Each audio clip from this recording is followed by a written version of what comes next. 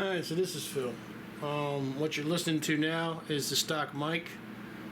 If I can't fix this Rode mic where the wind won't kill it, I'm going to take the sucker back.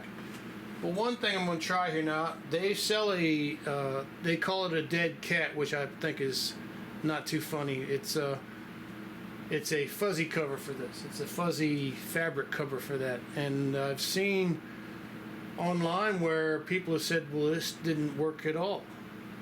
So I'm trying something here. What I'm going to do is, this is a piece of plastic wrap, and what I'm doing is I'm punching a bunch of holes in it like this, and what that does, that allows air pressure to get through to the microphone. But the problem with this microphone is the holes are so large in the side where it hears that that's where the wind problem is coming from. So we're going to try this. I'm going to see what happens with this. You want to try to keep, I've been poking this quite a bit.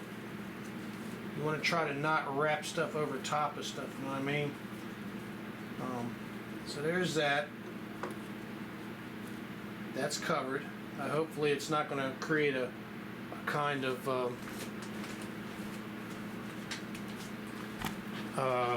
raspiness, because plastic has a tendency to do that with microphones. Creates a raspiness. I'm going to do this like this, and what we're trying to do is we're just trying to protect the sensor inside the mic from a lot of wind pressure. And that's what that's about. Now I've poked this on this cutting board 1,000 times around this, so it's not just a piece of plastic on here. It's a piece of plastic with holes on it. And the scariest part is something like this right here, where you're going to have. Ideally, I'd like to wrap it tight with no flipping, because if the wind runs across that and it starts blowing these, you're going to hear that in the mic. So this is just a,